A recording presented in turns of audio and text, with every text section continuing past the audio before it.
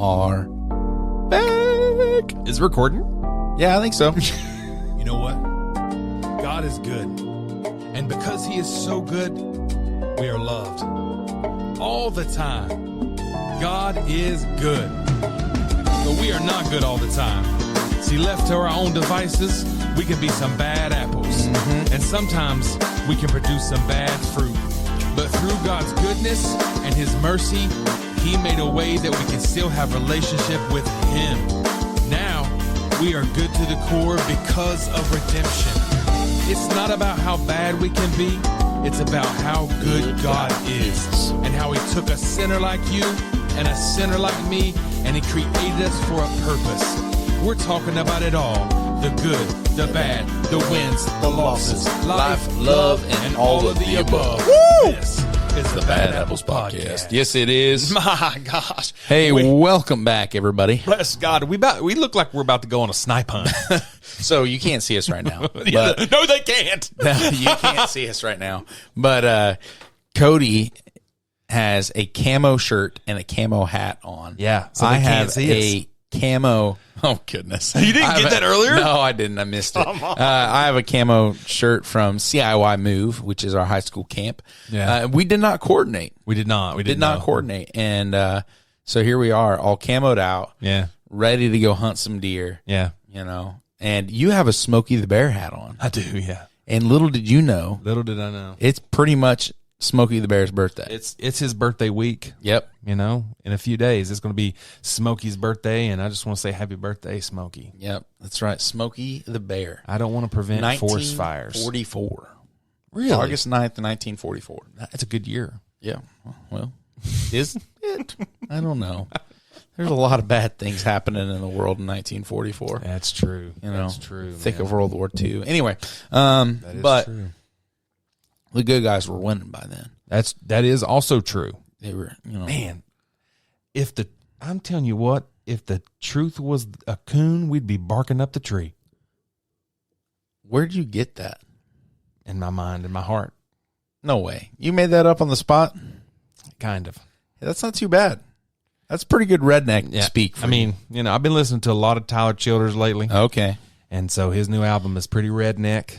Got it. Pretty rich in Appalachian language.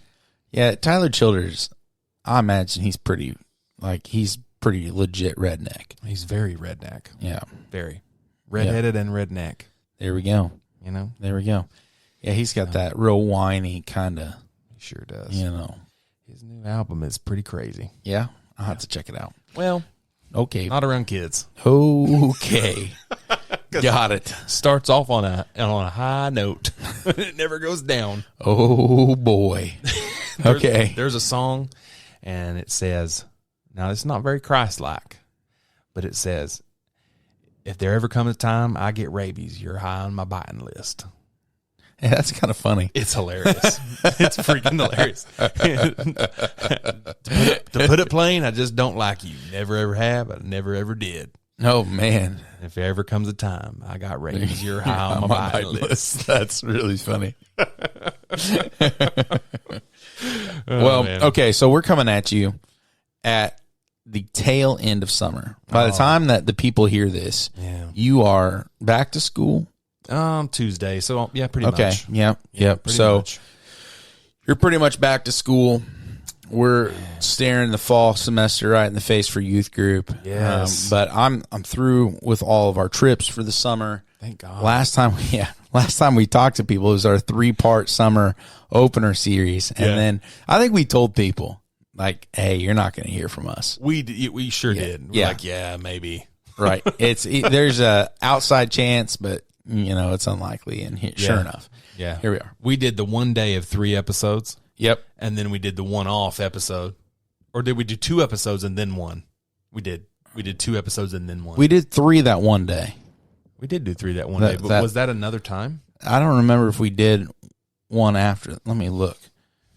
We did do a one-off, like but it connected still. I think that would make sense. Yeah, because I came back from vacation. Oh, we did 4, didn't we? We've done 4 this summer. We have, that's right, because we did 3 that one day. Yep. And yep. then we did the most recent one was July 6th. That's right. So that was the summer continues, right? Right. The summer continues. Wow. Okay, as we proceed. That's pretty great. I mean, like for us for the summer to get 4. Oh man. Yeah. Then 5. Here's the close here. You know, this is great. This is really good. Last year, I don't think they heard from us like May to like this time. I don't think so either. So anyway, well, we're about to the end of the summer. Yeah, man. And I think at this point, like all I want to do today is just enjoy some coffee, catch up with my friend, and here in a little bit we'll get to what has God been teaching you this summer. Oh, shoot. And so keep that in your brain, like what's God been teaching me as we go ahead and explain all of the stuff. Yeah. So anyway, let's start off with some coffee here. I'm going to serve myself because I can't reach love you. this. I love this coffee, dude. You love this coffee. I love this coffee. I'm a big fan. Some dark coffee. It is dark. That is some dark coffee. And just so you know, I did not make it strong. You didn't make it strong? Not I dialed back. Well, you didn't make it strong. Yeah. It's just very dark. It's just dark and rich. Man, it's good. What is it? This is Juniper Mountain coffee. Okay. Okay. And this is specifically the Dry Creek Wrangler podcast edition. Okay. You know, so we're drinking podcast coffee on a podcast. On a podcast, yeah. Do you listen to Dry Creek Wrangler? Yeah, dude, he's amazing. What is it? So it's honestly, I don't want to call him an old guy, but he's just this old guy who sits and just gives his musings about life and scripture and cigars and pipes. And he's a rancher. He's a real deal cowboy out in the West. Okay. And he got popular on TikTok several years ago. He just sat there with a pipe or a cigar, and he talked about life, and he you know, he's just real straightforward. Okay. Don't beat around the bush, just like his coffee. There we go. And his name's Dwayne, I think. Dwayne. Yeah. And I kept seeing his face pop up in ads for Juniper Mountain Coffee. And I was like, well, if this guy's behind it, I want to get behind Juniper Mountain Coffee. Hey, there we go. This tastes like it would be something that somebody who likes cigars and pipes would like. Yeah. Because it's dark. Yeah. It is. Now, I do have their normal, it's called Cupped Lightning, and it's a light roast. Yeah. It's still very good. I would consider it more of a medium, a light to medium, but it's a very good cup of coffee. Yeah. Very good cup of coffee. So. All right, check that out. Yeah, man. Juniper Cheers. Mountain. Now, this is pretty good.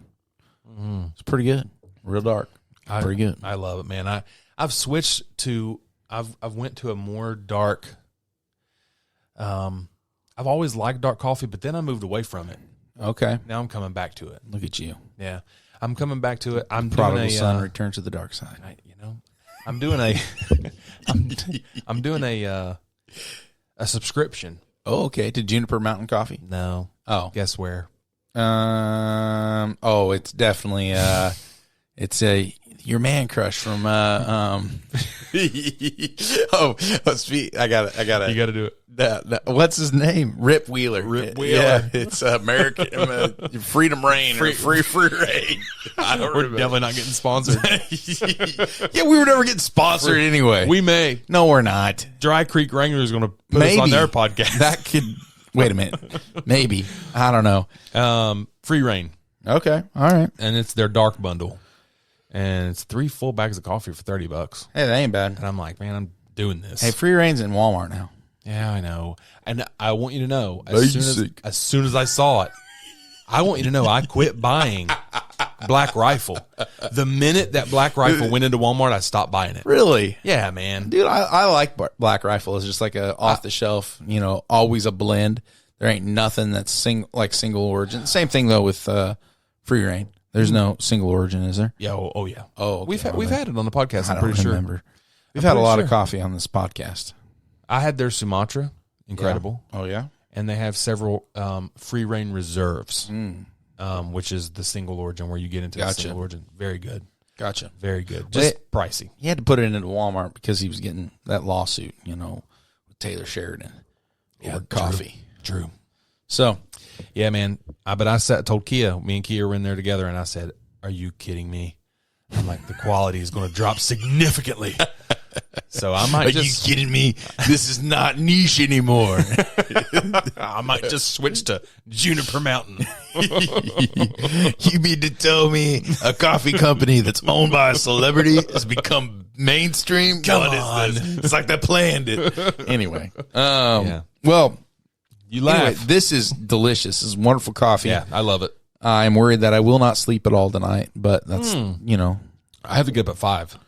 oh, dang. Yeah, so. And you got to take me home. Oh, man. Hey, we're in it, dude. Yeah. Because my thing is, if I, no matter what happens, like, if I get into bed late, I'm going to prove to myself I'm getting up. Hey, there you go. You know what I What do mean? you got to get up at 5 for tomorrow? Got to walk. My big butt's got to walk. Walk. Okay. Yeah, I don't run. I just walk. This morning I walked to a bench and I just sat there because I was so tired. How far was the bench? It wasn't even a lap. I told Key, I said, "You go on without me." I said, Catch up with you. I said, "I'm gonna sit here and talk to God." Oh, jeez. I said, "God, please help me, Lord, if you could hear me." Oh, my goodness. I just watched a duck, sneak around in the water. Saw an otter. Said, "God, What? thank you for No, your creation." You did not. You saw an otter. I did. Yeah, man. An otter. Yeah, dude, it was a real Were otter. you at the zoo? No, I was at Southwind Park. Oh, And I didn't. Oh, hey, there we go. I didn't know we were touching feet. That's weird. Oh, man. That's awkward. hey, let me take a sip of coffee to get my testosterone back. Gracious. Well, I was trying to think of some funny. So I've been on the road for youth group trips. Yeah, man. And so like it's been middle school camp, high school camp, and then a mission trip to Minnesota. And so It's a long one. it's so it was 3. I was gone 3 out of 5 weeks consecutively. Crazy. And between that, you had 1 week was 4th of July week. 1 week was Emily's birthday week, and I was trying to take Emily's birthday off. Yeah. So, I mean, it was a jam-packed schedule. And then that 6th week coming back, I took the week off and just tried to catch up with life. And I'm trying to think of some funny stories that aren't at like the expense of students, because I know we got some students that listen. Yeah. And I don't want to call anybody out because kids are funny. They just do funny things. Kids are funny, man. They, they do. I can call out Jamal real quick. So there was one night, like Jamal can sleep. Yeah. Like that dude can sleep. Yeah. So we're in the dorm. It's 12:30 at night, and the fire alarm goes off. And so we, I'm on a different floor than the most of our boys. And so I get the 2 boys that are on our floor. I get them up out of bed. I'm like, PJ, take these kids outside. The rest of them are going to come to you. I need you to keep count. We need to make sure we have 30 boys that are outside. And so I go upstairs and I'm knocking on doors and trying to get kids out, and they all get out and they all go downstairs and they all go out and then, fire trucks coming up, and boys are all like, is this for real, or do we have to, and so they're real. It's like they pretend like they were just sleeping. They weren't sleeping. Right. Not a one of them was sleeping except for Jamal. Jamal, there is a fire alarm, like one of those like fire alarms that whistle at you, that have a strobe light. Yeah. In each room. Jamal's roommate was hanging out with some other kids, and so his roommate makes it out. Jamal's still inside. And so I go inside and I knock on his door, and finally he comes out, and he's like, he's just perplexed at why I'm like, Jamal, what is wrong with you? Yeah. Why are you sleeping like this? This is a real fire drill. Yeah, it's a real fire drill. I mean, alarm. you could have been burned alive in there. He's Yeah. like, really? I'm like, yeah, man. So anyway, Jamal can sleep. That's the moral of the story. But like, was there a fire? No, Oh, okay. no, you got a bunch of high school boys. Someone hit it. Yeah. Not somebody from our group. I don't think thank somebody God. from our group. Thank God. But I mean, yeah, it's so the. Did you guys get a talking to? No. No, it's like they get it. Like, what are they going to do? Be like, hey, don't pull the fire alarm. Well, obviously, everybody knows don't pull the fire alarm. Right. It's not like don't touch. It's like it wasn't because somebody didn't say, hey, by the way, please don't pull the fire alarm unless there's a real fire. Right. You know, we don't need to be told those rules. That's a pretty obvious one. Yeah. But that was pretty funny, and it's just like the things that kids do pack and don't pack when they are in charge of like taking care of themselves for a week. So the thing with camp is that we let the kids, mostly out of necessity, because you just can't babysit that many kids. You just kind of let them do their thing. Yeah. And they know that they get a little bit more freedom, and that's kind of one of the allures of camp. You know, you get this chance to live on your own for a week. It's cool. Now, I will tell you that there's a group of soon-to-be senior boys that they sent me a picture the night before. They're like, hey, is it cool if we bring some snacks? I'm like, yeah. They sent me this picture. Their entire dining room table's full of snacks. Okay. I'm like, there ain't no way. The whole thing. Yeah. Like, their snack bag. These kids' their snack bag was bigger than their clothing bag. I believe it. For the week. And so, anyway, I'm like, where are you guys going to put this? Well, what they did was they took the bookshelves and they stacked them up against one of the walls and they lined it like a convenience store. Oh, my God. When I tell you that we're there for 6 days, these boys had 6 boxes of Pop-Tarts. Yeah, dude. Come on now. Multiple boxes of Cheez-Its. That's awesome. So many, like, they bought so much Liquid Death, it's not even funny. Oh, bro. And so there's no way there's no way they ate it all. Like, there's just not a chance. And so that would be easy, man. Dude, it was more than that. There was also candy and other junk food, and like, you know, it's crazy. Again, it looked like a convenience store. They could have opened up shop. And, Liquid Death. Yeah, man, those boys have some money. They did have some money. They did. Have it's some gone money. now. What kind of Liquid Death? It was like they had some of the basic stuff, some of the severed lime, but there's no way of refrigerating it. So dude, it's like warmed over Liquid Death. Now it ended up working out because like the food there was terrible. Okay. Yeah. At high school camp. So that's a bummer. Yeah, it was a big time bummer. It's always kind of a dart throw when you're going to a new location. So everything else, it was just not good. Oh. It just like they weren't like for the quality of it. The quality of it. I mean, like it wasn't like we were like eating something that's when I think food quality, I think like, you know, it's stale or whatever. That wasn't the case. Okay, it was just bad. It was poorly prepared, and was it like Salisbury steak? No, they wasn't even that good. I like Salisbury. I know steak. I like Salisbury steak. Some people ate it. You know, smothered in gravy. That's your answer, man. If you can't make it right, gravy. Yeah. You know, sauce. Right. That's how you make it. You take something that you can't do well, you cover it in sauce. Yeah. Name a meal that they ruined. They ruined all. Well, I mean, okay, so there was one day it was supposed to be chicken nuggets. They ran chicken nuggets and they gave us hot dogs. But you don't like hot dogs? Hot dogs. No, it was nasty hot dogs. It was like, you know, just put them on the grill. Yeah, you don't have a grill out there. Well, but then what happened was they ran out of hot dog buns, and so they started taking like hoagie rolls and splitting them down the middle. And so it's like we're eating whatever they got. There's a steamed wiener for you. That's exactly right. Like, to give you an idea here, Cody, I mean, I ate from the salad bar every day. The salad bar. Every day. Dude. Thank God them boys had Pop-Tarts they weren't paying attention to. Oh, my gosh. It was fun. And, That's crazy. Going to camp with our friend PJ is fun, too. Oh, man, PJ. Shout out to PJ, dude. He just, he makes any situation fun. Yeah. Him and, like Doug Clay is a great time on those trips, too.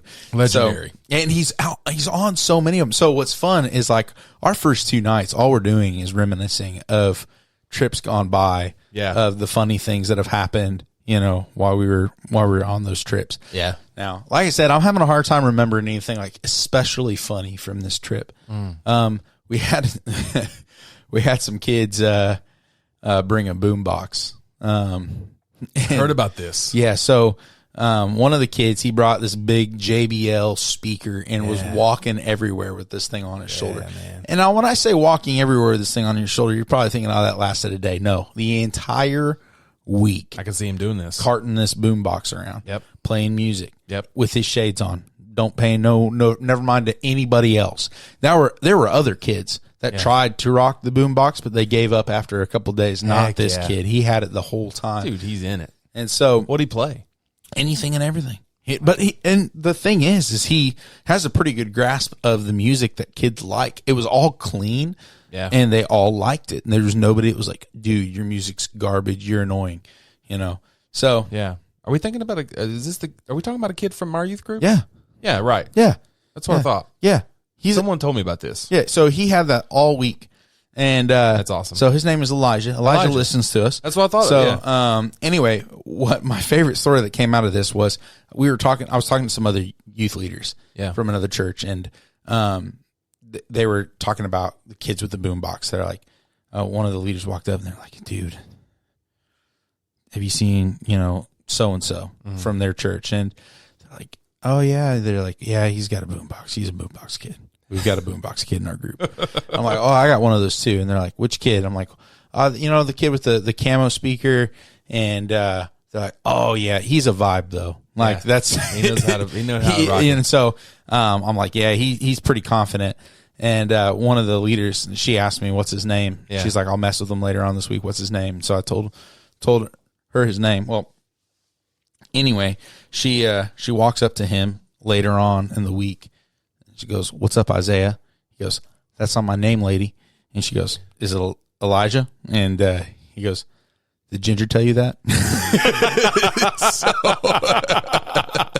He saw right through it. That is so awesome. Yeah, she came up to me later and she was like, hey, I tried to be smooth. I hate to tell you, but I fumbled it. Yeah. So anyway, it was funny. Oh, other funny camp story. So we played a big game of kickball for our field day, our free day. Yeah. And I'm kicking. Mm-hmm. And now I don't know if you know this, but I'm kind of past my prime. Okay. Like physically past my prime. No way. So yeah, it's tough to, in about a month, I'll be 34 years old. So man, that's all. Oh, you're getting there. Yeah, I am. So anyway, I'm not like 37 or whatever you are. You're trailing me. I'm not 36. Anyway, so I go and like I kick this ball, and we're going to lose this game. Yeah. We're 100% going to lose this game. I kick this ball pretty far, far enough that I get to second standing up. That's what I'm talking about. And one of the other kids, like the kid that's playing second base, his name's Dominic. Dominic has the kickball, and he's trying to push me off the base with the kickball. So I grab a hold of the ball. Dang. And I'm like, no, you ain't doing that. Well, meanwhile, little cheater. One of our kids is scoring, and so he goes to try to throw that ball in. Yeah. And he's behind, and when they throw the ball, I take off to third. Well, then they try to get me out at third, and I go home, and I kick a home run inside the park. Let's go. Home run. Now, I'm going to show you a picture because like you can see a picture, but nobody else can. Like I enjoyed the home run. Yeah. But the reason I know I'm past my prime is the way that my team responded. Oh yeah. You know, like the kid that's the team manager that gets put in for one game. Gotcha. Yeah. That makes a free throw. Yes. And they end up like the whole team goes crazy. Look at these kids, man. They are just losing it for me crossing the plate. So yeah, they're pretty hyped. Yes, I know. They're jumping up and down. They're amazing. Wild. Yeah, and that's just the kids on my team. They were so awesome, so excited. Yeah, they loved that, and I loved that. It was a good time. So that's awesome. But then you know who stole my home run? Who, man? The umpire, Doug Clay, called me out because I grabbed onto that ball. Doug Clay. That's right. Doug Clay. Yeah, he took away my home run. Well, I'm going to take back my legend comment about it. There you go. So come on, Doug. Anyway, that's just some of the stuff from high school camp, middle school camp. Oh man, this is a good story. So at middle school camp every year, they make us like dress up to be a part of these different games. Yeah. So they need youth leaders to do this. Yeah. And so I have one of our guys on our team. His name's Andrew. Mm-hmm. And Andrew told me ahead of the week, he's like, dude, I am good he's like, I want to play these games. I want to be a part of the theatrics of this. I'm like, dude, Andrew, you're the guy. Right.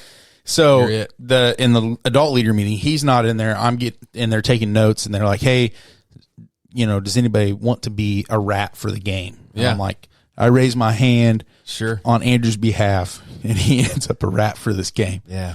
And so anyway, afterward, they give me all the information. I tell Andrew, and he goes out to be the rat for the game. And so I get out there, and I notice that Andrew is not wearing the sleeves to the rat costume. He's just got it around his waist, and he's got the mask kind of pulled up. He comes back to me. He's like, I'll be straight with you, dude. He's like, I'll be the rat anytime they need me to be the rat, but them costumes are stinky. Like they are rough. Anyway, the next day they ask again for rat volunteers, and this time I volunteer him and myself this time. Yeah. And we go out there, and they're handing out the rat costumes, and she goes, "Don't worry, we washed them for the first time this year." Oh, wow. We're on week number 6. For the first time. 6 weeks of youth pastors sweating in this thing. Yes, chasing junior high children. And I put it on. Y'all got a lot of mantles that week. And it smells like a wet sock that somebody rubbed against a dryer sheet. Oh, like, my gosh. Andrew puts his all the way on this time. He goes, "Dude, I got to be honest with you. This smells light years better than yesterday." And I'm over here gagging because that thing has to be disgusting. Oh, but there's a pretty terrible picture of me floating around dressed as a rat. Yeah. I don't know if you've seen that picture. Have you seen that I have, picture? yeah. Oh, We talked about it on the last episode. Oh, yeah. Okay. Never mind. Whoops. It's been a long summer. I don't remember all the things. Bro, I was just going to let, Did I tell the story about it being stinky? You did, yeah, but I'm just going to let you have it. We can crop that part out. I don't care, man. Nobody cares. We can cut that out. Well, I hate telling the same stories twice. You added a little bit more to it, though, which I liked. So it was nasty and gnarly, but you do the things for the kids. But high school week was really good. We had a couple things that went sideways, but it was nothing behavior, and so there's things that and the same thing happened with Minnesota. I mean, we had some van issues, and the reality is like I've gotten to a point in ministry and in life where it's like if problems can be fixed with a little bit of time and money instead of there being like relational damage done. Yeah, man. Like I prefer those problems, because For sure. there's it's not anybody's fault for one thing. Yeah.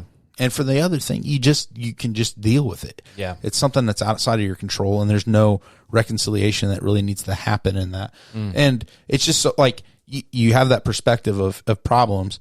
It's especially because I've been in so many situations where it's not that simple. Yeah, man. And those problems are a lot more complicated and complex, and they keep you up at night. Like if we have van issues, and I'm not sure what we're going to do exactly about them van issues, it's just money. Right. It's just money. It's just a van. Right. At the end of the day, we're going to get it figured out. Yep. And because you just have to, when it's you have to. somebody has hurt feelings or somebody did something wrong, or you got like a disciplinary thing you got to follow up on. Yeah. That's a lot more difficult. That's different. Very different. Yeah. So anyway, I tried to tell some funny stories, but in reality, like everything was really good. Like those trips, and I'm sure I talked a little bit about junior high camp last time, but the high school camp, what's cool about high school camp is every kid took a step forward. Man, it's awesome. Like in their faith. And it doesn't matter if you are the kid that's there every single week and a part of things, or if you're a kid that you signed up last minute and you have no interest in being there. They all took one step forward. It's amazing. Whatever that step looks like. It was really cool. I know social media looked beautiful with it, man. Like they were all shout out over. Riley. Yeah, they were all over social media with, what God done in their lives and seeing it all. Yeah. Yep. It was really cool to see. Yeah. It really, I mean, it's pretty awesome, and it's cool to be a part of. Yeah. Summer's always exhausting, but man, it's so awesome to watch the kids grow in a vacuum. Yeah, man. And you get to see the fruit from a year's worth of them being in youth group and being plugged in and deepening their faith. Yep. You see it pay off. I mean, and Minnesota is like the pinnacle of that, where you have these kids serving young kids on the reservation and loving them and caring for them and leading well and taking initiative. And like, I don't know. I just saw a great step in maturity from last year to this year with that group. Yeah, man. And our upperclassmen were awesome, and it's just it's gonna be good. So I hear nothing but good things about Minnesota as well. Yeah, it's a cool trip. Yeah, man. It is a cool trip. Our hope and prayer is that there will be a church that takes off in that community. Yeah. And like gets established there, Yeah, and people have a place that they can worship, because the kids they're hearing about Jesus for a whole week. Yeah. And what's awesome is we get to talk with some of their teachers and stuff like that, that are with them all school year. Right. And the bus driver's she's like, I hear Father Abraham every day when I'm on the bus. That's every incredible. Day when I'm on the bus. That's incredible. And the classic. we sing Every Move I Make, the waves. Oh my gosh, man. So we sing that with them. That's incredible. 'Cause it's got the emotions. You got to. Dude, that's classic VBS right there, man. Dude, those kids, they sing it all year That's amazing, long. dude. That's amazing. Until we come back. And so when we kicked that song off on the first day at camp, Yeah. I mean, it may have been 365 days since we sang it with them last, but it felt like the first dude, time they knew every That's amazing, word. dude. That's Then beautiful. they were doing the motions, they were right in on it. And so that's beautiful. Like we kicked in some new songs, and they really latched onto that. But it's a cool thing. So yeah, man. Yeah. I need to go on the Minnesota trip. It's a good trip. It's a really good trip. You need to ask me to go. Yeah, well,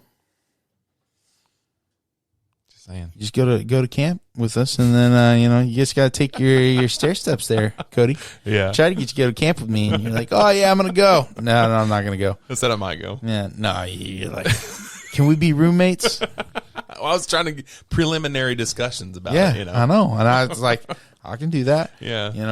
And poor PJ, he'd have been off on his own. Anyway. Yeah, poor PJ. Yeah, so and then other than that, like last week, I was home for the week, took the girls to the water park. We went to Splash Cove in Decatur. Nice. Everybody else in Decatur was there, so that was an interesting experience. But wow. Man, the girls loved it. They didn't notice the dude standing there in socks in the kiddie pool. Like this grown stinking man is he's not even with kids. He's just sitting in the kiddie pool section with socks on, with white socks on. He's worried about worried about that foot phone. He's got his shirt off and one shorts on. He's sitting. What? He's got his and one shorts, like the basketball shorts. That drawstring. What kind of socks? White tube socks. Just Hanes long, white tube socks. Just relaxing with his lady in the pool, and at first I was standing there. I was like, dude, am I like a helicopter parent? I'm over here with my kids. They're trying to do the kiddie slides. It's mostly a bunch of other little kids. And, and then I see this. I'm like, nah, this is where I need to be. Yeah. You need to be right where I need to be. Yeah. That is insane. And, the kids are absolutely feral. Just like, I watched this one little. That's a good word. Little fella try to get up the slide while other kids are going down. And dude, this big boy. I mean, oh gosh, big boy. Yeah. He was coming down it. Yeah. Oh yeah. He came down that slide and obliterated this child. Oh man. It's so was it an adult or another just a big boy? No, it was a big kid. He was too big. He should not have been on that slide. Little too many buddies. Is that what you mean? I was waiting to hear a thump, that tube slide. Where'd the water go, Dad? Anyway. Wow. He came down and obliterated that child. And life lesson right there. I told the kids, hey, buddy, don't go up the slide. Bam. Yeah. Oh, well. There's an L in every lesson. You got to hear that. But they loved it. The girls loved it. They thought it was awesome. They was like, this is the best thing ever. I'm like, there's too many people here. Man, Decatur. Yeah, that's right. But here's the thing. It's like we drove by Knights Action Park on our way to Decatur. Yeah. And Austin goes, Dad, why aren't we going there? I said, sweetheart, it will cost as much for one of us to go there as it will for all three of us to go to Splash Cove for the day. What? Yeah. Oh yeah. Is Splash Cove bigger? No. Oh, it's not. No, it's small. Yeah. But they're 6 and 4. Like they don't need a ton of space. Do you get with that price at Night's Action? Do you get the entire Night's Action park? You get the entire Night's Action park. Like, I mean, you get the wave pool. I mean, you get a lot more. Yeah. Oh yeah. Like if my kids weren't little, I could see it being worth it. Sure. Because you're getting at least triple the experience. Sure. That you would at Splash Cove. Yeah. But at Splash Cove, like I've got 2 kids that when we go to Night's Action Park, they're going to hang out in one space. Yeah. Like I about lost them on the lazy river, and it's a short little lazy river. About drowned them in the river. Sorry.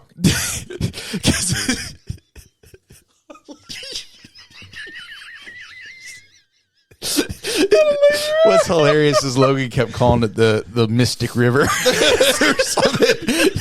The River of Mystery or something. I don't remember what there's some mysteries in the lazy rivers, I'm sure. Well, yeah, socks didn't make it over there yet. So dude, I probably couldn't afford pool shoes, so he just kept his socks on. Dude, like it was rough.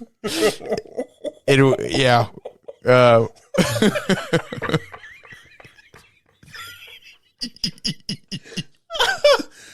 So, but like, yeah, for what we were doing, like if we would have tried to do the lazy river at Night's Action Park, my kids would have thought we were on the Mississippi.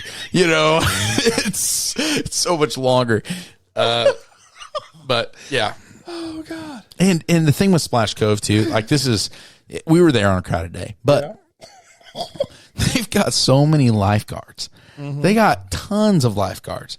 They got lifeguards on lifeguards on lifeguards. Yeah. And so every time we go with the middle school kids or like the elementary school kids, it's like, you know how many worries I have about kids drowning? Probably none. None. Yeah. Because it's a 1-to-1 ratio, lifeguard to child at that point. There's so many of them. Sure. And every time every time I've been there, they do a drill where they tap some random adult man who's been diving off the diving board. The manager's like, hey, we'll give you a free hot dog and a slushie if you pretend to drown. So they do drills. Heck yeah. Every time I'm there.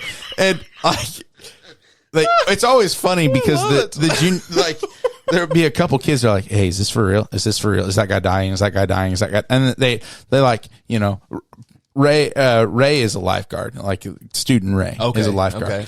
And so he was volunteering as like a chaperone at the junior high swim thing. And man, like when they blew the whistle long and jumped into that pool, he came running over with the other lifeguards because he was ready. He's ready to go. He's like, man, I think that they've done died. Like an episode of Baywatch. Yep. He was just running. Anyway.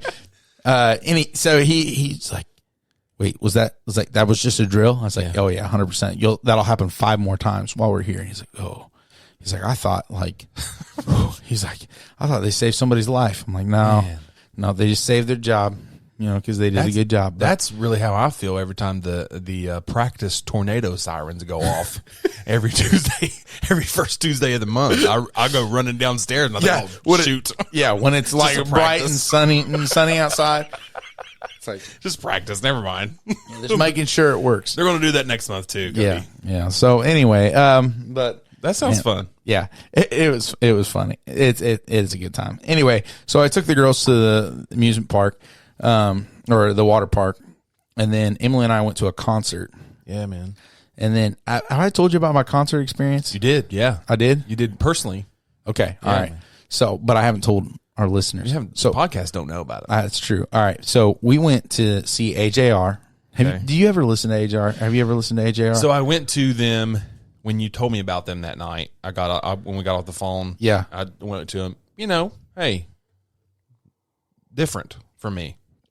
You didn't like it? Not really. Okay, that's fine. But they're good. Like I could see them being a good show. Yeah, they were a great show. So they were really great. Yeah. But I didn't know, and I told you this ahead of time. I didn't know what this venue was like. It's an outdoor venue. Mm-hmm. I knew that it was covered. It looked nice.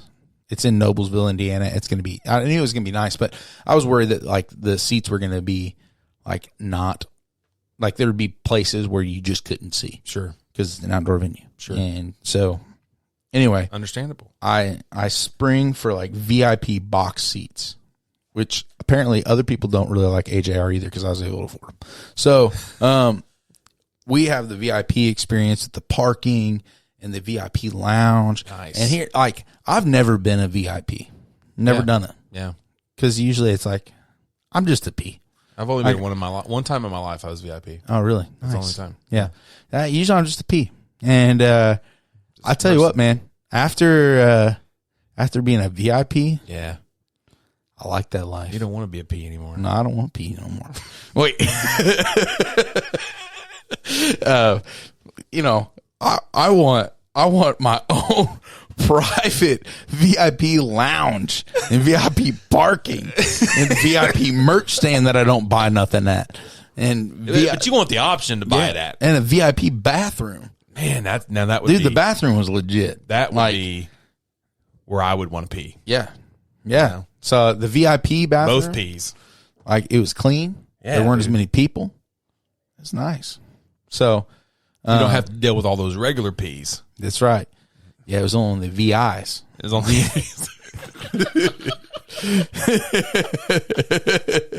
Anyway, so we're off the rails. But that was my week last week, and I cleaned the garage. And we have a puppy. I can't remember if I talked to you about the puppy. Well, I heard from Emily. Okay. You know, me and Kia both. Kia had talked to Emily and saw some pictures, and she showed me. Sure.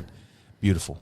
Yeah. So beautiful. We got a new puppy. His name is Scout. He's a Great Pyrenees. Yeah, man. He's gonna be a big boy. He's gonna be a big boy. So we got a new puppy because our dog that we've had for 11 years, he passed away while I was at move. Well, I was able to get home in time to like just kind of say goodbye to him, but it super sucks. You know, anytime you lose a dog, it's tough. But man, we got him, 3 weeks after we got married. So I love Luke, dude. Yeah, I loved him, man. He's a good dog, and you got him at his best, like, because he'd mellowed out a bunch by the time he got old. Wow, yeah. But he's just a really, really good dog, and so we were fortunate to have him and to have him as long as we did.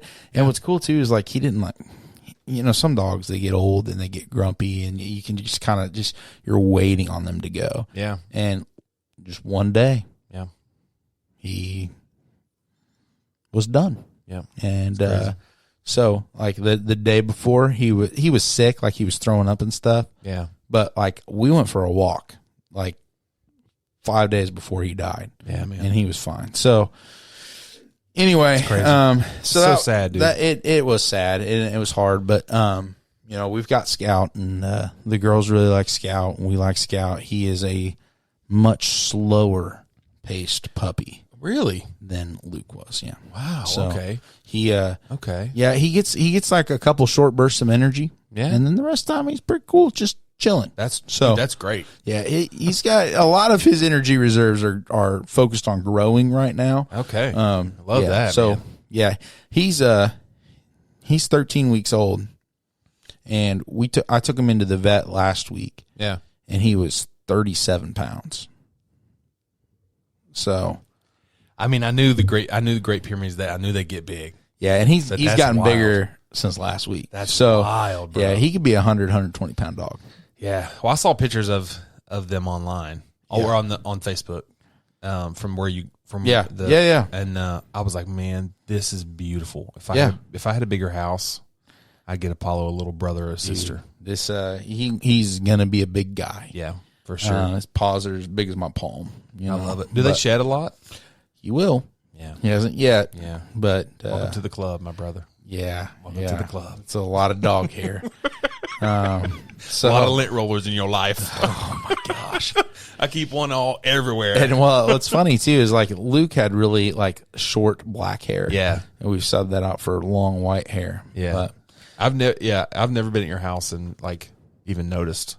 But people come over here, and if you sit on the ground and get up, you'll have dog hair all over you. Yeah, it's the same way at our house. With now it's the black hair is kind of fading out, and it's the white hair coming in. That's sad, dude. So yeah, but I tried to convince Emily like we didn't need to get a dog right away. I'm like, what if we got our house to not smell like a dog for a little while? I don't think your house smells like a dog. Well, it does smell like a dog. So Now it smells like a puppy. A puppy. Which means it kind of smells a little bit like pee. So, yeah. Such is life with a pup. Such is life, man.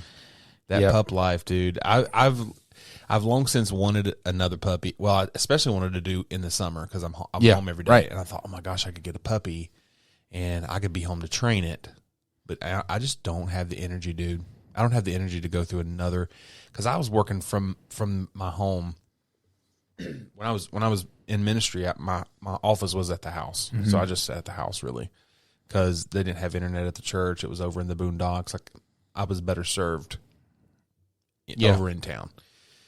So I had Apollo, and I had him on a leash. And what I'd do is I'd just leash train him to stay by my side the whole time that I was doing office hours, and then we crate trained. And so it was really extensive, and I was home all the time. Man, I just don't have the energy to do that again. I just don't have it, man. It's a lot. It is a lot. So now we're not doing anything like that. He goes in the crate at night. Yeah. We're teaching him to ring a bell when he has to go outside. And you'd be that's surprised. Incredible. Like, for real, it's like, it is the easiest thing. The dog gets it. That's incredible, man. Like, all we do is every time we go outside, we ring the bell. Yeah. Like, and then, it's really good if you ring the bell when you go outside. Then you take his paw and make him ring the bell when you go outside.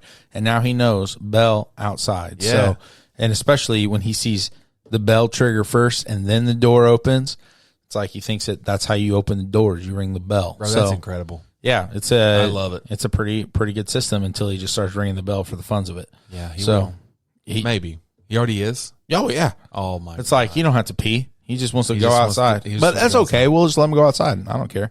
Yeah, no big deal. Stinking dog poops on the patio, too. That's oh, man. Dude, Apollo he'll pee on the sidewalk, the chairs. I'm like, dude, stop. He peed on my tomatoes today. Oh, man. I'm like, dude, you're a jerk. That'll kill the tomatoes. It has killed them all summer. I haven't got one heirloom tomato from my plant because it keeps peeing on it. You need to start doing bucket tomatoes. I know. Yeah. That's what I'm going to do next year. And the ones that hang upside down. Yeah. Genius. Anyway, all right. So that's the last 45 minutes have been my summer. Yeah, man. How's yours been? Dude, it's been amazing, man. Got any good stories? It's been a great summer. Great stories. Nothing really funny. Like I've just, it's been just a great summer. Did a little bit. I've talked about traveling. We traveled. For our anniversary, we went up to Ottawa, Illinois. Okay. Really beautiful place. Did you go to Starved Rock? Starved Rock. We dropped by Starved Rock. We weren't really prepared to do hiking or anything like that. So it's paved trails. Oh, I mean, it's like sidewalks. Yeah, but we didn't. The trails we saw weren't sidewalks. No way, man. These weren't sidewalks that we saw. You could have seen waterfalls on a sidewalk. Yeah, I know, but I'm not much of a hiker. Whatever. I've seen you get after it at Turkey Run before. Yeah, long time ago. Wasn't that long ago. Hey, that was a fun time. It was a good time. Yeah, but we stopped by Starved Rock. Then we went up to Buffalo Rock State Park, and we saw real deal buffalo. Oh, nice. Yeah, that was cool. And then it turned around. The buffalo got up and turned around, and Kia was really into that. And it was looking at her, and then it rammed the fence at her. She screamed. And then it turned around and pooped. I think symbolically on us. I think it was like, I'm pooping on you because you're standing here taking pictures and talking to me like I'm a dog. And I want you to know, Kia has, because I told her, I said, Kia, it's about to poop. It's going to poop on us. And I backed up. And she decided that she was going to listen to me. And she got her phone out. And she has one of the most incredibly gross videos of an up-close buffalo butthole shooting out a massive turd. Oh, man. Summer memories. Yeah, so that was fun. That was a fun trip. And then capped it all off in the actual town of Ottawa, Illinois, on the river with this amazing restaurant called the Bluegill. We thought it was going to be kind of fancy. It was just very low key, very small menu, but one of the best food experiences I've had in Illinois. Nice. So yeah, it was good, man. That's cool. I seemingly came out of rap retirement. That was fun. Yeah. Wrapped a show. Yeah, I did an event for with a friend in his church. That was cool. Yeah. How many songs did you do? 4.5. Okay. All new. I did one. I did one old one where I meshed together several different old songs and put them into one new track, and then the rest were new. Nice. I was really struggling with it. I was really like, I don't think I could do this. I don't think even up until a few days before, I'm like, yeah, I don't think I can do this. But you did it. I did it, man. And it felt good about it? Man, I felt really good about it. Felt really good about it. Made some connections. Made some connections down in St. Louis. Already getting some calls from St. Louis to come down and do some events. So I guess I'm seemingly out of retirement, but I'm not. Look at that. I'm just like the old guy. Back. I'm just like I'm just the old guy with like gray hair and my beard and a little bit of redneck twang. It can rap a little bit. Yeah, a little bit. Yeah, you got this. Going on tour, Jelly Roll.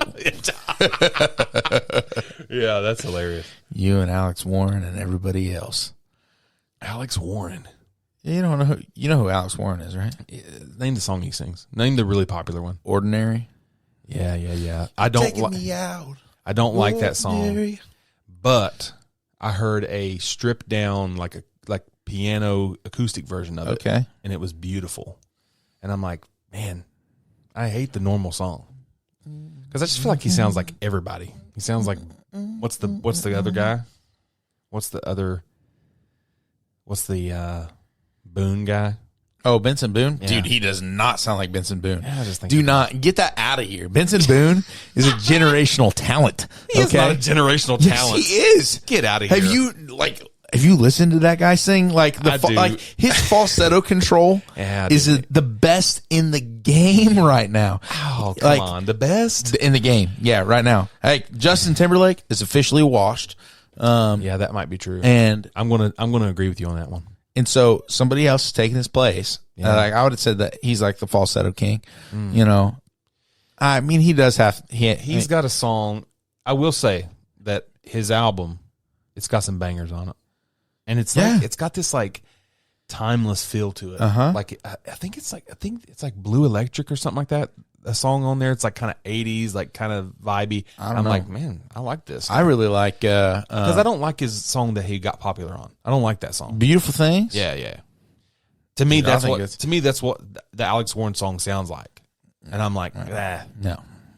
Alex Warren's got some other good songs too. Yeah. So Benson Boone. Get that out of here. He is good. Yeah. He is good. I don't like his he's better than the Beatles. Yeah. Obviously. No. I'm not sitting around listening to the Beatles, but I'll listen to some Benson Boone. Yeah, Lord. I love you, Troy. Anyway, so yeah, man. You went on you came out of retirement, you went to Ottawa. Life is good. You've been walking to the bench. Yeah, I've been walking to the bench. Yeah. Yeah, the early mornings have been, I think, a highlight. One of the highlights, man. It's been beautiful. Going over to the park and just watching the sunrise, and it's just been really nice, man. Yeah. It's just been a fun summer. Like, it's just been, parts of it have been a little busier than I wanted it to be. Sure. And then the summer ends, and I'm like, man, well, I didn't get to do this, and I didn't get to do this, but, like, it's still been really good. Mm. And then I'm like, man, I just can't wait till next summer. There you go. Yeah. So. Yeah, like I said, I kind of have a weird relationship with summer. I'd say. Because it's not the same busyness. Yeah. As like during the school year, it's the weekly grind of we've got regular weekend things like that we do every single weekend, and we're not doing it those weekends. It's because we're doing some other big holiday thing, and it's a church thing. Yeah. So there's always something, and then you get to the summer, and we don't do our regular programming. But man, it's not a break for you. No, those weeks are like they're intense. Yeah, you're in it. Yeah, and there's a lot of the volunteers feel like, man, this is a break, but there's no break for no days off. Well, and the the thing too is like that's different about summer camp. It's like, I know that on every one of those trips, it's the most valuable relational time I will have all year. Yeah. Because I got them all day long. Yeah. And so that's where I'm having conversations. I'm, following up with different decisions or connections, and I miss a lot. Yeah. But I'm still like, from sun up to sundown. Yeah. You're on. Yeah, man. And doing it. And again, it's like, it's exhausting. But man, it's good. Like there's I really think that that's important. Yeah. And it ends up paying dividends all year long. I love that, man. The way that those trips work. And I'm really, really thankful for the team of people that we have that go on those, because I couldn't do it by myself. I can't do it without them. And we got great people that give of their time, take vacation, and they go and they do a great job. And so, yeah, man. I'm really, really thankful for our team of people that make it happen. So I love it, dude. Yeah, I'll get you on one of them trips one of these days. Yeah, maybe one day. Speaking of summer, I read a lot. Yeah, that was probably one of the other highlights. Yeah, I read a ton, dude. Yeah, I set a goal at the beginning of the year of 30 books, and I'm at like 27. Dang, dude. Yeah. Which I know some people are like, really? That's impressive. Well, you're not reading like lightweight stuff. Yeah, but to me, like that's big, and I'm really big in listening now. So at every time, at every point, I'm reading and listening. I'm reading something and then listening to something. Nice. My light reads are listening. Like I'm going to listen to as it should. Something that's light, and then I'm reading the deeper stuff. Did I talk about Shoe Dog? Yeah, I did. No, I don't think so. I didn't. The Phil Knight story, Nike story. No. Oh, dude, that's a worthwhile listen. Okay, it's just interesting. Yeah, it's like no big life lessons or anything crazy like that. It's just interesting to know. Yeah, maybe you did mention Phil Knight, but I don't remember. It's pretty good. But I've listened to some really good ones. When breath becomes air, if you want to, sounds weird. If you want to really have a heavy listen, okay, it's a light listen, but it's not light in content. Okay, it's a very quick listen. It's like, I don't know, 4 or 5 hours maybe. Okay, it's about a neurologist, or is it neurologist or a brain surgeon? One of the two. He gets diagnosed with cancer. It's a true story. Okay, and so he's writing this book as he's getting diagnosed with cancer. He's 37 years old. One of the leading up and coming, neurologists or whatever he was. And man, it's heavy. And actually, he dies while while writing the book. So the book is unfinished, but his wife finishes it. Okay, and it's just beautiful. It's beautiful, and he's a Christian, so he kind of brings that in, and he brings in the fact that he spent a lot of his life only focused on science because he was a Christian. Then he walked away from it. Then he comes back, and it's not heavily Christian based, but he mentions God. He mentions his faith in it. It's heavy, man. Yeah. Especially 30. He's 37. Dang, dude, I'm 36. Yeah. What have I done with my life? Scary stuff. Yeah, it is. Life is fleeting. So it sure is, bro. Yeah. Yeah. Anyway, yeah, man, a lot of good reads. I just finished a book that took me all summer to read called Blood Meridian. Yeah, you were just talking about that. Mentioned it to before, you. Cormac McCarthy. Some of you might be familiar with some of his other works. The Road, No Country for Old Men. Blood Meridian is his magnum opus. It's his masterpiece is what they say. And I will say that it's incredibly well written, but it's just so much. It's so advanced, and it's just hard to read. Okay, a chapter is exhausting. Okay, and then of course the content is extremely violent, extremely dark, and it's true story. It follows the Glanton crew from the 1800s, I think, who went around scalping people in the West, in Mexico, and all that. So it's very violent, very bloody, but it's crazy. I got through it. I made it through it. Way to go. Just to say that I can say that I made it through it. Hey, look at that. So, way to be. Way to go. Yeah, man. Yeah.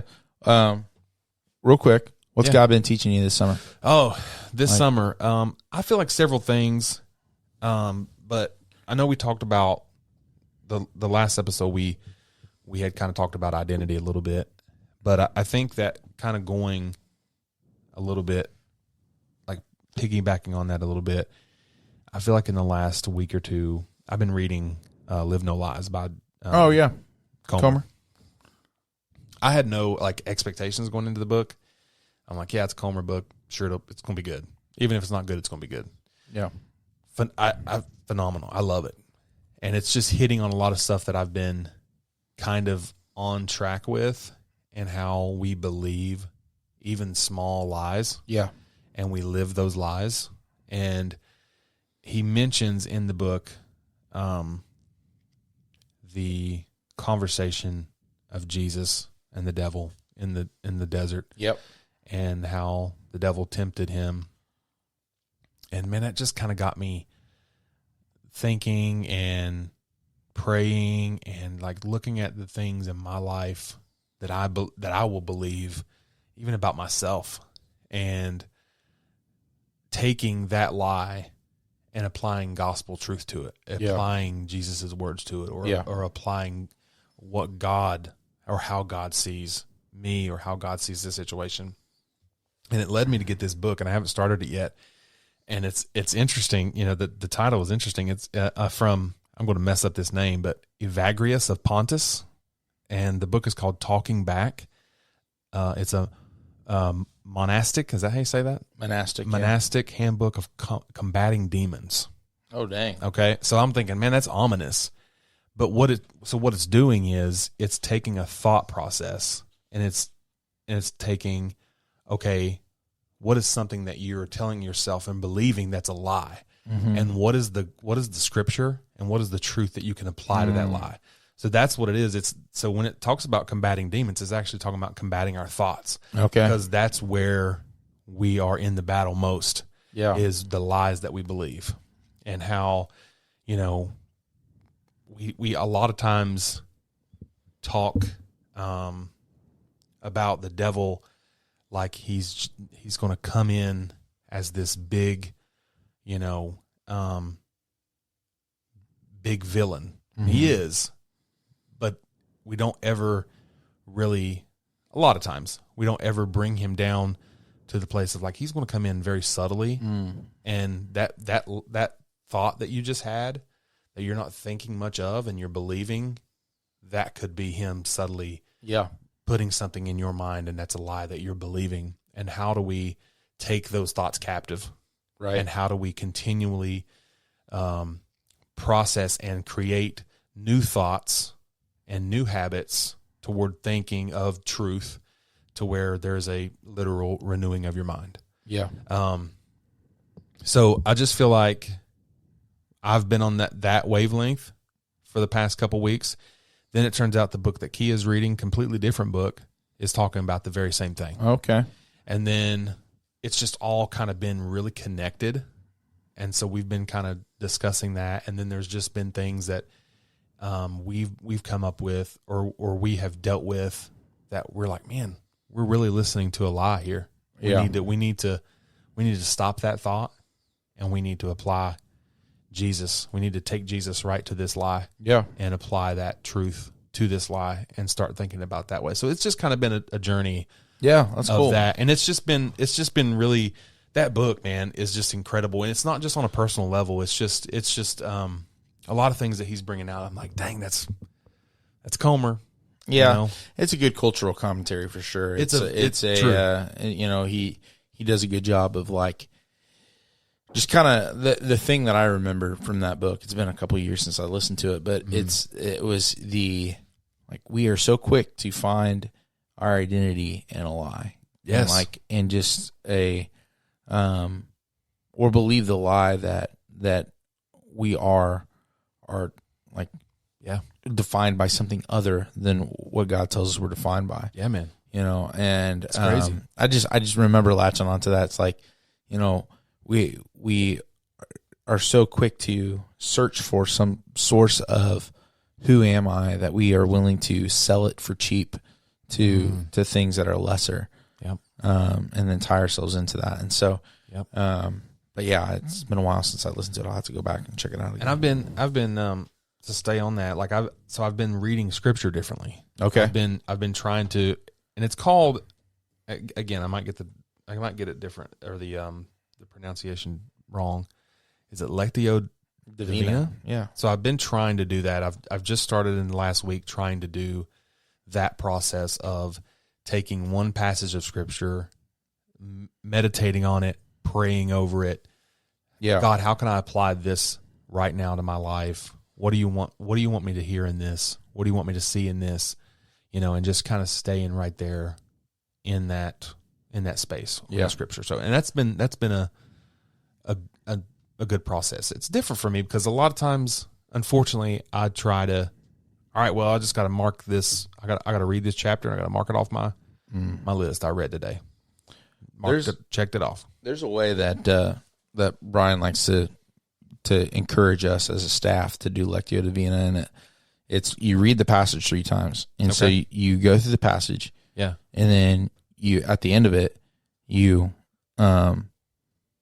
it's like, all right, look for a word. So actually, before you read the passage, look for a word that sticks out to you. Okay, write down that word. Yeah, go back, do it again. This time, it's like you're looking for a feeling that this causes, like stirs within you, like some sort of emotion. Yeah, what does this make you feel? And so you can use a feelings wheel or something to help you identify that. Wow. But like what emotion comes out of this? And so you put that down, and then it's the last one is what is the invitation or gift that you see in this. Wow. Okay. And so that process is really rich. I mean, like, yeah, man, that's awesome. You just, you really find like the golden nugget in that passage. I love that. And so it's good stuff. Yeah. Like every time we've done it, it's been a good thing.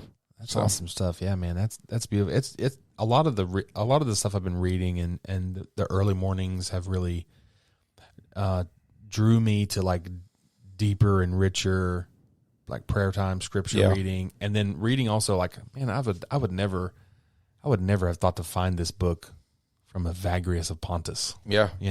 And like, what are the odds that that's relevant still? Right. Sure. Exactly. Sure enough, here you are. Sure enough. Like, here it is. We quit playing, quit naming people Evagrius. And I would, and I would never buy it because I'm like, oh, this sounds ominous. I don't want to go combat demons. Like, right.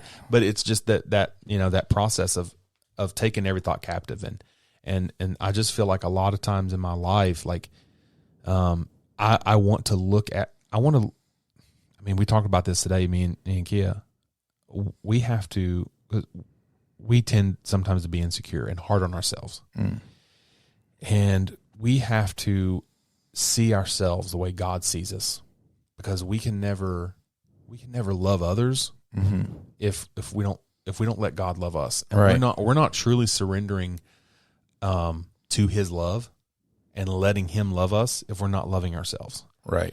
And if we can't do that, how do we have the capacity to love others? Yeah. We have to completely surrender ourselves to his love. Yeah. To be able to do that. And we were in Luke 6 this morning and talking about how Jesus talks about not judging others and the law of returns. Yeah. And it connected. It was crazy. We read Luke 6 and then I read the next chapter in Live No Lies, and it was called the law of returns, and it focused on Luke 6. And I'm like, God, thank you. Like, this is amazing. That's cool. So yeah, we were kind of going on that, and like, we have to learn to love ourselves, not in a sense of be yourself, hug yourself, but it's love us the way God loves us. Yeah. The way God sees us. Yeah. See ourselves that way so that we can see others the way that God sees others. Yeah. And that's it's sometimes hard. Yeah. Because I'm hard on myself, man. And Kia's hard on herself, and we are working on that. We're working on, not putting so much pressure on ourselves, and how, I mean, just to be honest, like, we're just really hard on like our diet and all that stuff. Yeah. And it's just, we're hard on ourselves about that. Sure. I'm insecure about that. Like, not speaking for Kia, but like, I'm very hard on myself about that. And, especially around times of like, I mean, just to be vulnerable, like buying new clothes or anything like that. Like, I'm in this weird place where I've lost weight, literally. Yeah. I've lost weight. I had to go back and get measured for the tux or the suit for the wedding. and I lost 2 more inches, and that should be amazing. Yeah. But now I'm in this weird place where I'm in between sizes, and like one size up is too big, one size down is like not, like I need a middle. And then I got so insecure because I couldn't find anything that I started being hard on myself. And then I had to remember, like, man, I'm listening to a lie. Yeah. Like I'm making progress. I'm right. literally, I'm by the numbers, by the measurements, losing weight, but I'm still so hard on myself and so insecure that I have to, and that's what I think is really drawing me into taking these thoughts captive and really, trying to see myself how God sees me. Yeah. Nah, I get you 100%. So, yeah, I think that like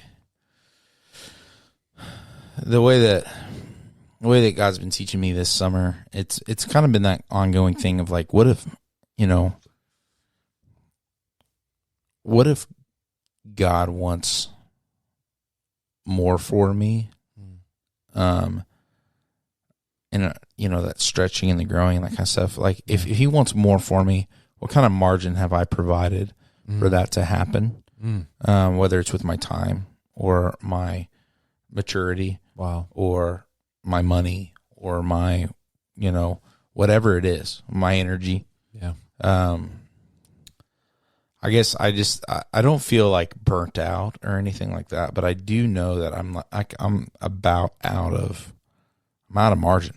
And some of that, like the time margin thing is what it's where people go all the time. Yeah. And, that's not what I'm really talking about. Like, yeah, I mean, this summer, of course, I felt strapped for time, but the bigger thing, it's like, is my maturity and is my health on pace with the opportunity that God might present me? And if I'm not there, like, then I'm not going to be able to receive the more that God wants to trust me with. It's kind of like, so the parable of the money lender, or the you know what I'm talking about. It's not really a money lender as much as it's like this boss, he's leaving. He gives one person 5 bags of gold, one person 3 bags of gold, and one person, or 2 bags of gold, one person 1 bag of gold. And so he goes away, he comes back. The one with 5 is invested and made 10.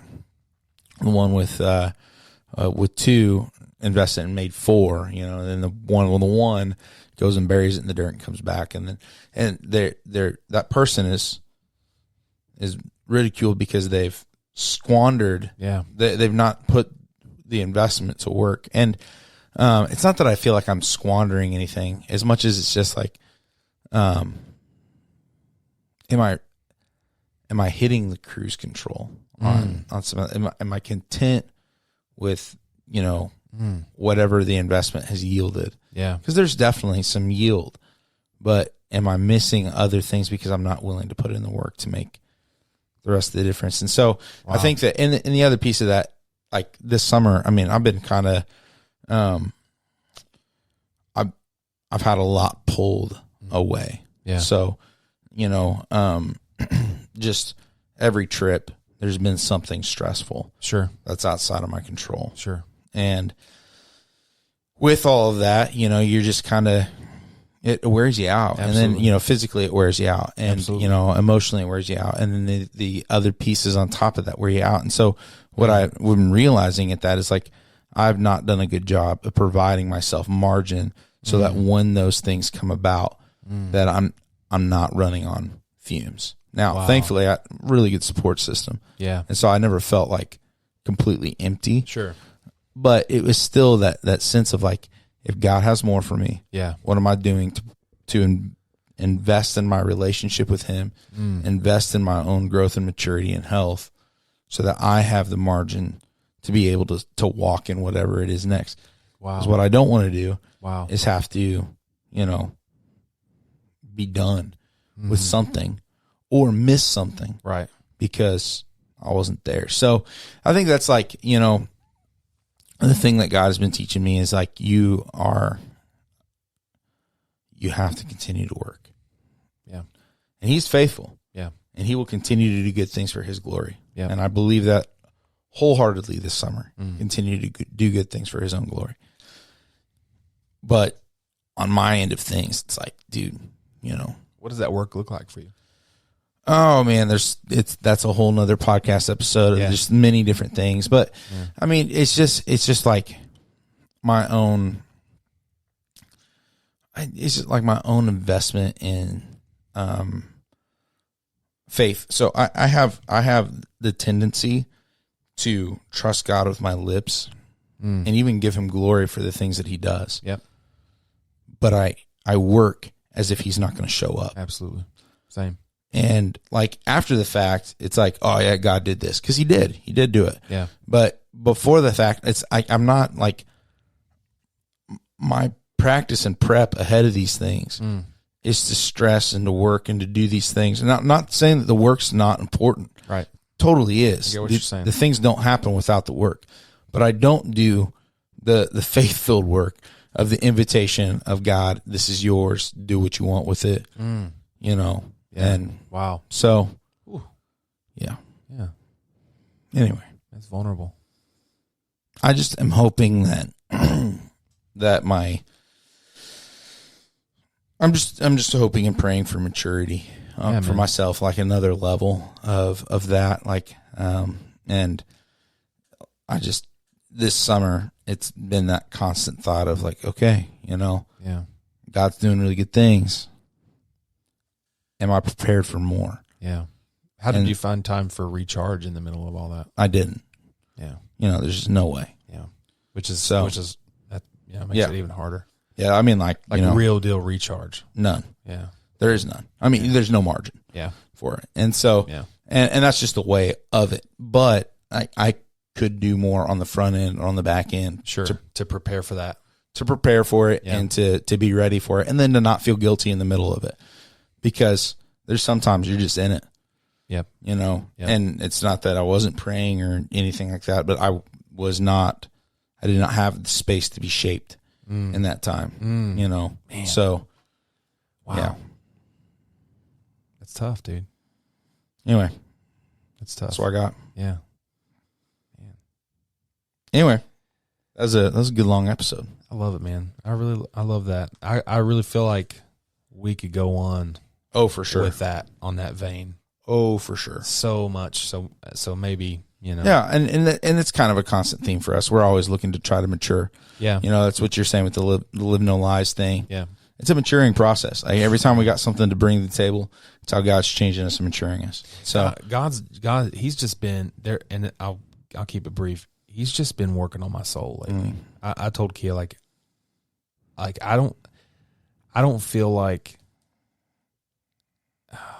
Well, I feel like God has been drawing me in, and we're doing like a little, you know, 30-day no social media thing. Dude, it's I don't really care if I ever get back on it. Yeah. Dude, it's been so different. Yeah. It's been different, man. And Brian said something on Sunday. He was talking about rest and recharge, and he was like, You don't unplug a computer and it keep charging. Right. You have to keep it plugged in for it to keep charging. Right. And man, that hit me hard, because a lot of times I just look at rest like it's doing nothing. And I have found the most rest the past month, or the past, you know, half month, whatever, this past month, of getting outside, walking, being out there, talking to God, spending time in silence and solitude or whatever. Like, I got this old rocking chair that my future mother-in-law got me, and I sat in that rocking chair every morning. The sun shines through my curtains in my living room, and I just sit there and I just sit in silence, and I just listen, you know, and I meditate on the word, or I just meditate in God's presence. And I don't know. Yeah. Again, that's also another episode. I love that. I miss you, miss the podcast. Yeah. Here we are. We're back. We're back. You know, things are going to get more regular. So yeah, man, here we go. Yep, I don't have any homework.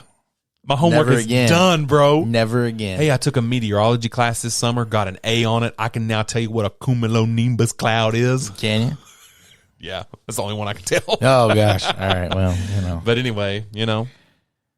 Well, that's awesome. love everybody. That's true. We are glad to be back.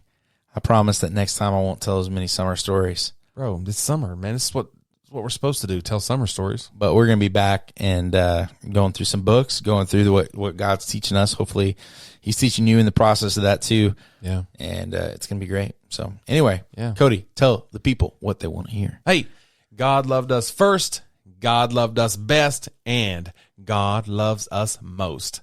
This is the Bad Apples Podcast.